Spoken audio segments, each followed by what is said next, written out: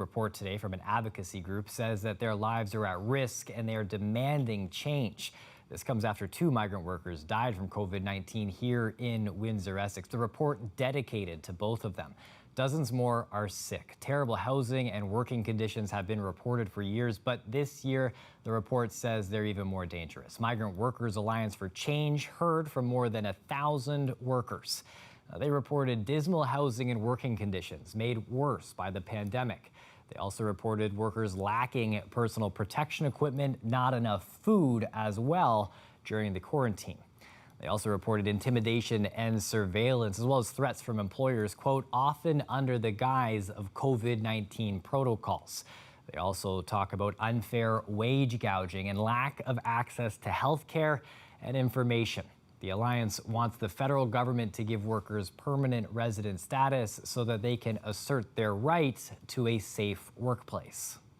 We have known for years that this is a central issue with the temporary farm worker program. Migrant workers have known for years that without the ability to be able to defend against dismissal and deportation, they are simply unable to assert the few rights that they do have. And it produces precisely the conditions of abuse and exploitation and neglect that we are now seeing exploding in the form of COVID-19 outbreaks. Now, the chair of the Ontario Fruit and Vegetable Growers Association says that he's not aware of any unsafe conditions or inappropriate pay issues that were described in the report, adding that bunkhouses are inspected rigorously at least twice a year. Today's report comes as our region prepares to ramp up testing of migrant workers. A new COVID-19 assessment center for migrant workers opening its doors in Leamington today. The goal to swab, test, and provide care for the roughly 8,000 workers in our area. Jacob Barker is at that new facility. It's set to open tomorrow. He joins us now live. Jacob, first of all, we're learning more about the 24-year-old migrant worker that died last Friday of COVID-19. What can you tell us? Yeah, that's right, Chris. His name is Rogelio Munoz Santos, and he was here to support his family financially and get them out of debt. His family describes him as hardworking and loving, and right now we understand that his family is working to repatriate his body to Mexico and move the body there. Now, Jacob, local officials were there to open this facility, but they're also facing questions about that report we just described. What's their response to it? Yeah, well, what I heard, Chris, was that learning, the phrases that I kept hearing here were learning as we go and hindsight is 2020, is what I heard from officials here today. I asked them about those concerns that were voiced in the report from the workers, and the mayor of Leamington, Hilda McDonald, said that there were concerns early on about the quarters, the close quarters that those workers would be staying in, but seeing that workforce is younger, and less at risk, their focus early on was on the more senior population and those in long-term care homes. She did also say that most of the facilities that she knows of are doing the best they can to make changes for COVID-19, but she says the pandemic have given them a new view on things and that changes do need to be made. But now with the pandemic, we're seeing this under a new light.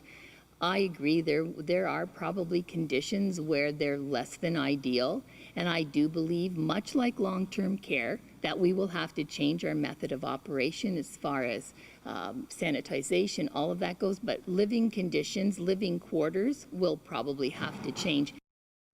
So this new assessment center, it's something that we haven't seen before, specific to migrant workers. What can you tell me about that? Yeah, well, Chris, I'm here. It's the recreation center here in town that they have converted into the assessment center. And the way it's going to work is workers are going to get off a bus and come in through that door over there. They're going to move along and get registered at these tables here. And then right at those tables over in the distance, they will get swabbed and they'll also get their temperature checked. If it does turn out that they are symptomatic, off to the left, there is some clinics where they can see a nurse or a doctor or both and get the care that they need from them. If they're asymptomatic, they'll exit the building and could get back on the bus. I did have a chance to talk with the Chief of Staff at Erie Shores Healthcare. Here's what he said about why they made this assessment center. And so this initiative is really about expanding the access to that assessment center to this group within the agri-food business sector to break down the barriers that might exist to them getting tested if they want to. Yeah, so it has been pointed out that testing is really what's needed to get ahead of the virus, especially when they see it rising amongst populations. So that's what they're trying to do here. And the Premier did key in on this issue last week when he saw the concerning numbers that were rising amongst migrant workers. I did ask whether or not they plan to do ongoing testing after they finish with the 8,000 tests, after they finish testing all the workers, and I was told that it isn't clear whether or not it will continue. I should also add, Chris, that I reached out to the Ministry of Labour, the Provincial Ministry of Labour, about those concerns, about that report that you were talking about. It provided me with a statement saying that Ontario is committed to protecting agri-food workplaces, and that's why both the federal government and the Ontario government announced an investment of $2.25 million to help farmers and address health and safety risks directly related to COVID-19. Chris? Thanks, that's Jacob. The CBC's Jacob Barker. We have more details on the story at our website as well, cbc.ca/Windsor. We turn now to the border. Some couples and parents can finally rejoice after being apart for months. Now, ever since the border closed to non-essential travel because of COVID-19, it's split families. The federal government announced today that it'll be lifting some of these restrictions to allow some family members to enter the country. That includes spouses. Now, for a Windsor doctor and her American husband, the news is just what they've been hoping for. The CBC's Tamina Aziz has more on this. She joins us now live. Tamina, you spoke with Dr. Ashley Cook. We shared her story earlier this year. How did she react when she first heard this announcement?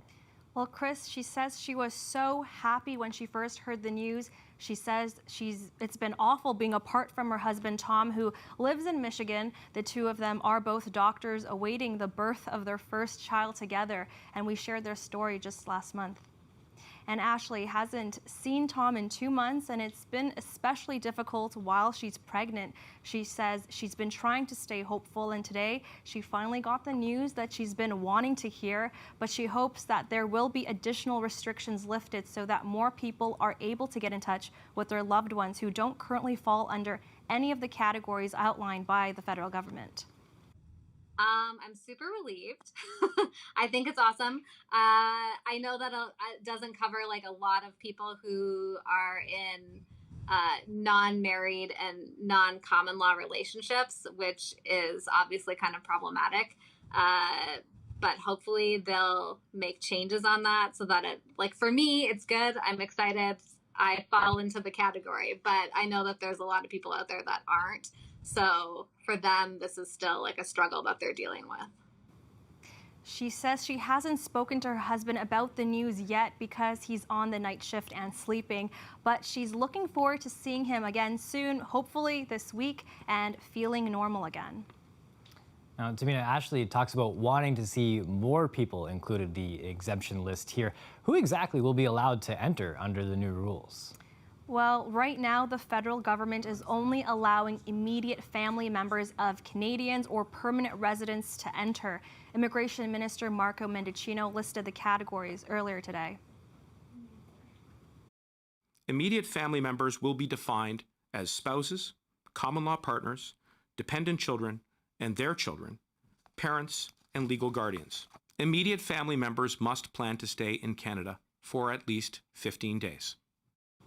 Now, this announcement comes after several stories surfaced, similar to Ashley's, of families being stuck on opposite sides of the border, many calling for the government to lift these restrictions, and now they have for certain groups. So anyone who does enter the country will now have to self-quarantine for 14 days, and the exemption will kick off midnight tonight. Chris.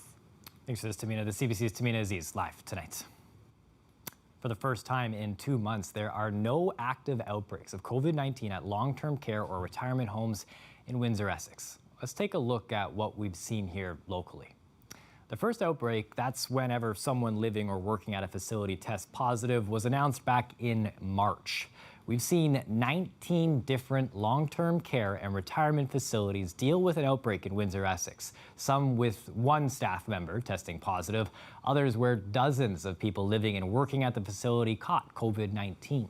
It overwhelmed Heron Terrace. People living there were offered to move to the field hospital that was set up at St. Clair College, a pivot, but something the healthcare system thought was required, and the people that were taken there was only if the family approved. Now, in total, there have been 49 people living at long-term care and retirement facilities that have died of COVID-19 just here in Windsor-Essex. But again, as of this weekend, not a single person working or living at a facility in Windsor-Essex has the coronavirus, according to the health unit. Today, I caught up with Charmaine Edwards. Her mother lived at Heron Terrace, and the final facility to be cleared of an outbreak. Edwards' mother tested positive for COVID-19. We shared her story back in April, but we wanted to share this update tonight. This sportsplex became a field hospital for people COVID-19 positive who lived at Heron Terrace. People like Keitha Burnett, 92 years old, pictured here with her daughter. She spent weeks at the field hospital battling the virus. It was the most helpless experience of my entire life.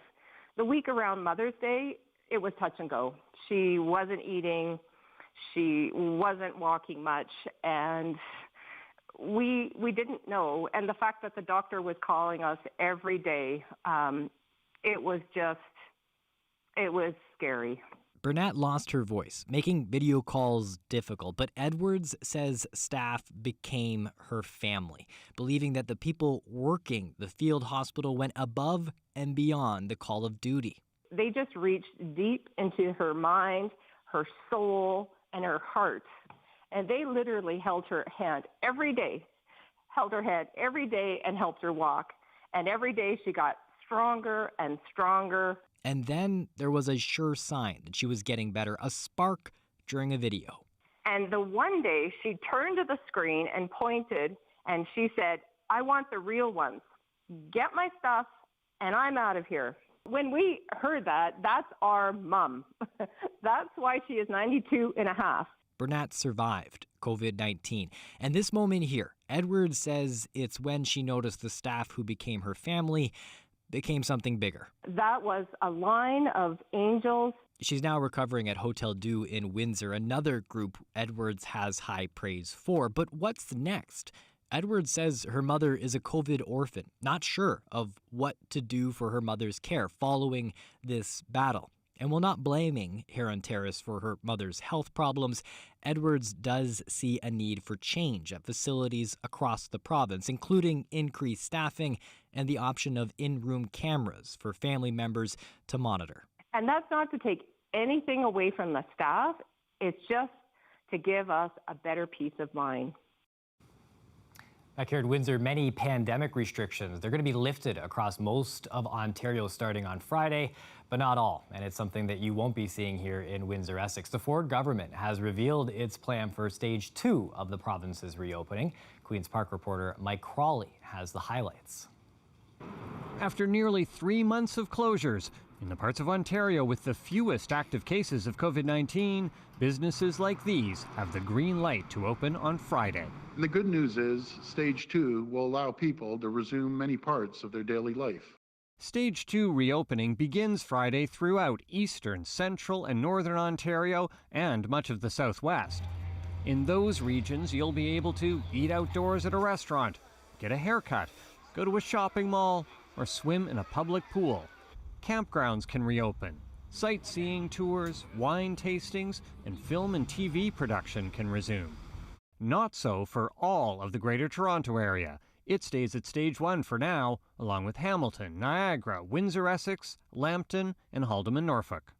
And I am confident that the rest of the province will get to Stage 2 very, very soon. The earliest these regions could get the go-ahead? June 19th. That's a week from Friday. Meanwhile, nothing is stopping people in those parts of the province from traveling to the places with looser restrictions.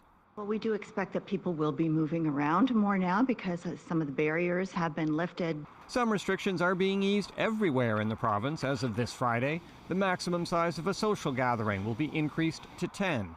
Also, all places of worship will be allowed to open, but attendance will be limited to 30% of the building's capacity. For 2 days in a row now, the province has reported fewer than 300 new cases of COVID-19.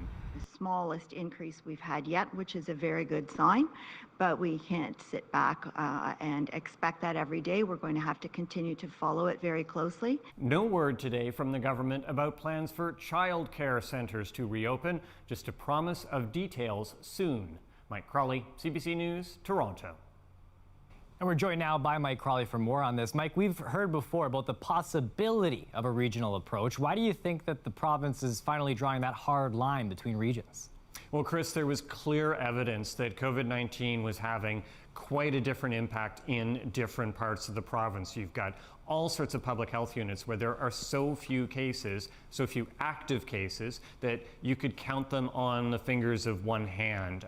And you've also got a situation where there are parts of the province where the number of active cases is just, continuing to be quite large, and they have different challenges in those locations. So after resisting that, Premier Ford is clearly taking the idea that you can move forward and reopen parts of the province ahead of other parts. And here at Windsor-Essex, one of the parts that won't be part of that stage 2 opening right now, what's that going to look like though? Because there's still some changes while we're being forced to wait. That you can still have a larger social gathering in Windsor-Essex than you were able to have previously. That'll be a maximum of 10. And it could be as early as a week from now that you could see the announcement of the next phase. So we're told that those announcements are going to come each Monday, with the reopening available on Friday if the public health unit reaches the stage of being able to reopen.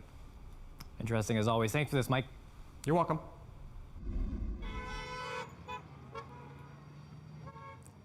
Back-to-back rallies were held on the Windsor waterfront this weekend to bring awareness to anti-Black racism and police brutality against the Black community. On Saturday, a large crowd lined Riverside Drive for the Rally for Regis. It's referencing Regis Korchinski-Paquette. She's a 29-year-old woman in Toronto who died after falling from a balcony during an encounter with police. The organizer of the rally says they were proud of the large crowd that showed up.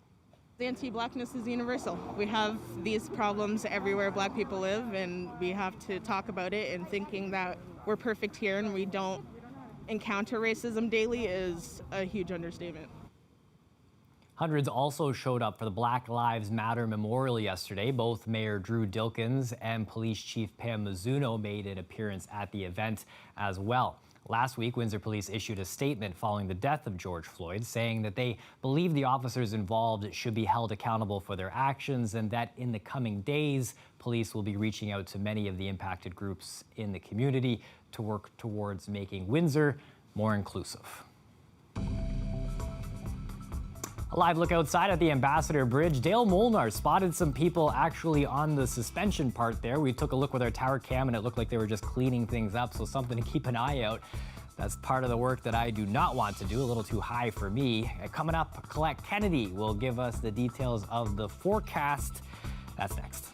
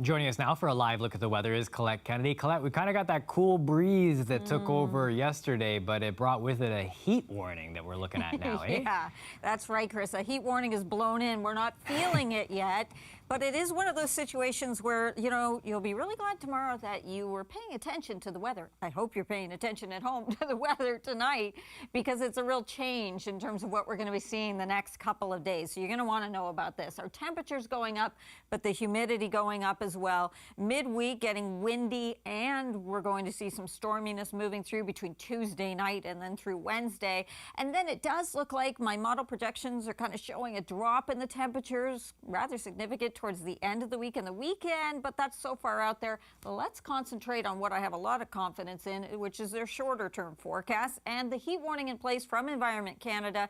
Those highs near 30 to 32, well, forget that, mix tomorrow, putting up to 33 degrees. Humidex values, not so bad tomorrow, they're building, but the dew points are going up further into Wednesday, so it becomes more tropical in terms of the feel of it. Cristobal, the remnants of that pushing in here, and that's what's going to be having the impact. And even those overnight lows, you know, are quite high, so that it doesn't feel so comfortable for sleeping weather. 26 is our current temperature. I'm not even going to show you the Humidex because there barely is one, maybe at 1 degree right now. That'll all be changing, as I say. And it's a nice night in terms of clear conditions. It's actually going to be a very nice day tomorrow. It's just getting hotter, but a nice day in terms of seeing quite a bit of sunshine, really quite glorious for a Tuesday in June. But as we get towards Tuesday night into Wednesday, we start to see this sort of developing with not just rain, but some embedded thunderstorms. We get into some breaks in the precipitation as we go towards midday, and then into the afternoon and evening on Wednesday, it does look busy again. You can see that line too that's going to be coming through the later evening. So all of that we'll be watching and taking you through tonight, showing you your overnight lows in the mid-teens. Tomorrow, there are your highs. Like I said, I'm going even a little bit higher at 33 degrees, and it's going to feel like we're around that 36, but it's going to start to feel like about 40 by the time we get to Wednesday. 31 will be the actual high. And then that cool down I mentioned, Chris, yeah, it's like taking it right down to the teens for the weekend, but let's worry about what we have to deal with the next couple of days. Yeah, I think the motto of 2020 has been one day at a time, so let's stick with that one there. Thanks, Colette. You got it, my friend. You're welcome. Coming up next, we'll have the latest on what's happening with the police officer who's been charged with the second-degree murder in George Floyd's death. That's after the break.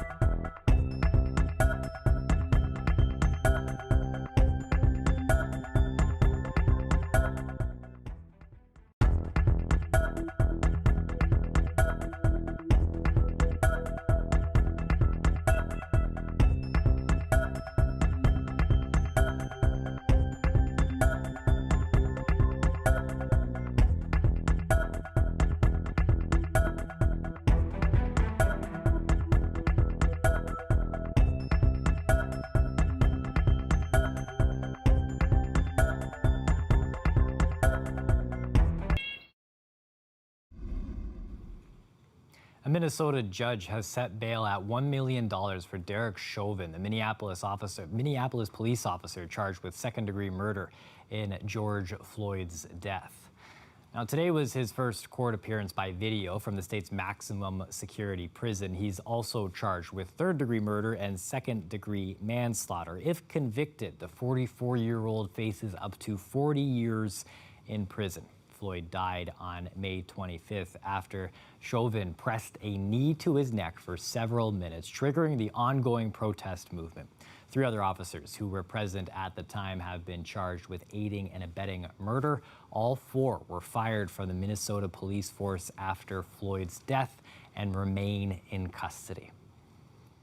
It's 6:29 p.m. and that's it for CBC Windsor News. Don't forget, for news at any time, you can go to our website, cbc.ca/Windsor. We're on Facebook, Instagram, and Twitter as well. Just search for CBC Windsor on any of those and you can find our latest updates. Power and Politics is up next. Thanks for watching. Have a great one.